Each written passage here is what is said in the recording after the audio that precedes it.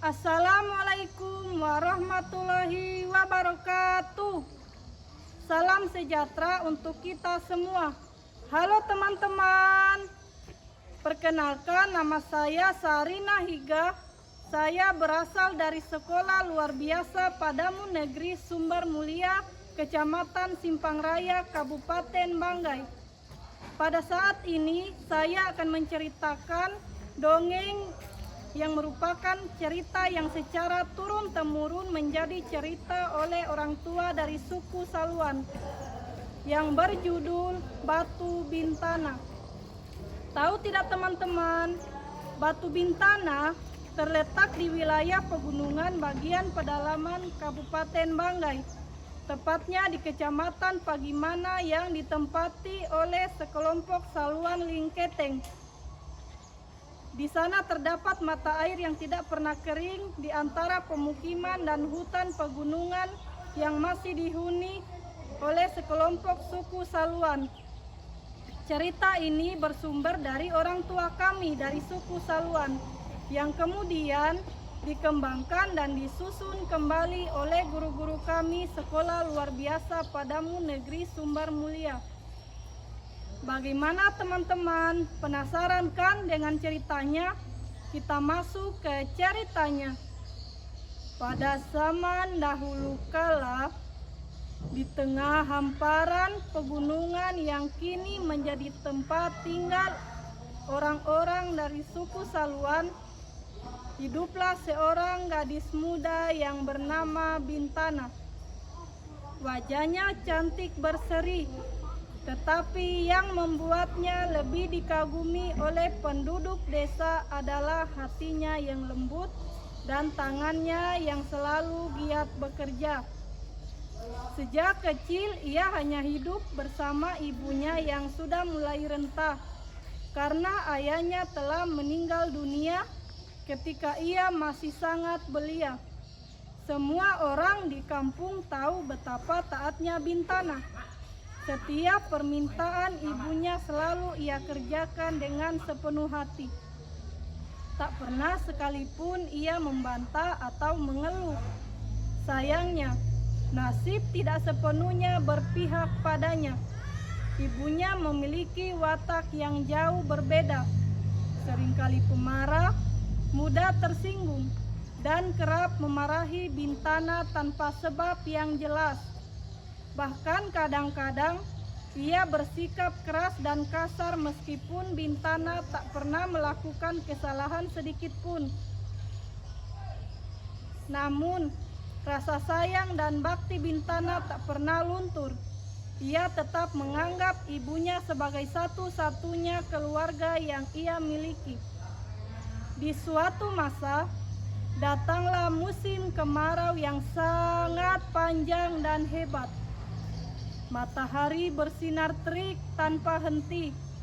Tanah retak-retak kering dan sungai-sungai yang biasa mengalir melimpah pun perlahan menghilang kering sampai ke dasarnya. Penduduk desa mulai kesulitan mendapatkan air bersih untuk minum maupun keperluan sehari-hari. Satu-satunya tempat yang masih menyisakan air adalah sebuah mata air yang terletak di puncak bukit yang jauh letaknya. Jalan menuju ke sana sangat sulit dan berbahaya. Harus menembus semak belukar yang penuh duri, mendaki jalan yang terjal dan licin, serta sering diselimuti kabut tebal yang bisa membuat siapa saja tersesat dan hilang arah. Meski tahu betapa beratnya perjalanan itu, Ibu Bintana tetap memerintahkan anaknya untuk pergi. Suaranya terdengar keras dan tegas saat berkata, "Bintana, berangkatlah sekarang juga. Ambil air di mata air di bukit itu. Ingat, jika kamu belum pulang sebelum matahari terbenam, jangan harap kamu bisa melangkahkan kaki masuk ke dalam rumah ini lagi." Hati Bintana terasa perih mendengar kata-kata itu. Namun ia tak berani menolak. Ia mengangguk pelan mengambil kendi dari sudut ruangan lalu berangkat melangkah sendirian. Jalan yang dilaluinya memang tak mudah. Ia harus menahan rasa sakit akibat goresan duri, mengatur langkah agar tidak tergelincir di jalan yang curam, dan berusaha tetap tenang saat kabut mulai menyelimuti sekelilingnya.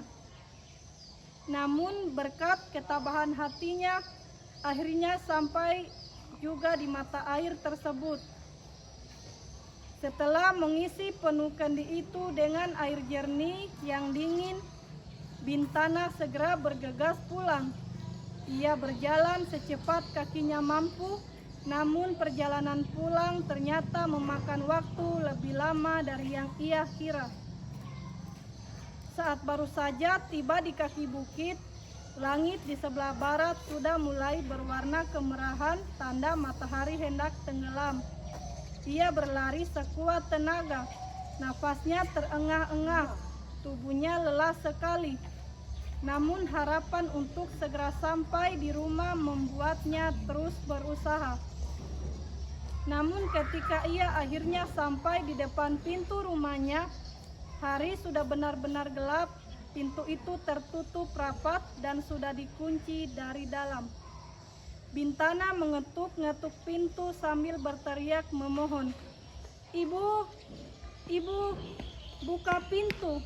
Saya sudah kembali dan saya sudah membawa air yang ibu minta." Dari balik dinding rumah terdengar suara ibunya yang dingin, "Kamu sudah terlambat.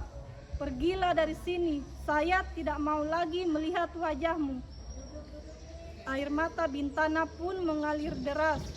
Ia terus memohon dan menangis, meminta agar ibunya mengubah keputusan. Namun pintu itu tetap tak terbuka. Malam itu cuaca berubah drastis, hujan turun dengan derasnya, angin berhembus kencang menggigilkan tulang, dan Bintana tidak punya tempat untuk berlindung selain di bawah sebuah pohon besar yang tumbuh tidak jauh dari rumahnya. Di tengah dingin dan kesedihan yang melanda, Bintana menengadah ke langit dan berdoa dengan sepenuh hati.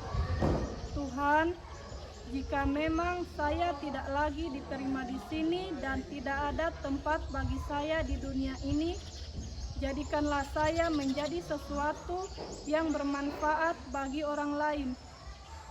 Biarkan hidup saya ini tidak sia-sia, meskipun saya harus berubah wujud." Keesokan harinya, saat fajar baru saja menyingsing dan sinar matahari mulai menyentuh bumi, penduduk desa terkejut melihat pemandangan yang ada di tempat Bintana berlindung semalam. Di sana berdiri sebuah batu besar yang bentuknya sangat indah dan menyerupai sosok seorang gadis. Tak jauh dari batu itu, muncul pula aliran mata air kecil yang airnya jernih dan terus mengalir. Tidak pernah kering meskipun musim kemarau kembali melanda. Sejak saat itu, orang-orang di desa menamainya Batu Bintana. Mereka meyakini bahwa air yang mengalir di dekat batu itu membawa berkah, dan banyak yang percaya bahwa air itu bisa menyembuhkan berbagai penyakit ringan. Sementara itu, Ibu Bintana baru menyadari kesalahannya yang besar setelah mendengar kabar itu. Ia berlari ke tempat itu, menangis terseduh-seduh, dan memanggil nama anaknya berulang kali. Namun tak ada jawaban yang kembali kepadanya. Ia menyesal seumur hidup atas perbuatannya yang kejam, namun semuanya sudah terlambat. Demikian cerita dari saya, diucapkan terima kasih. Wassalamualaikum warahmatullahi wabarakatuh.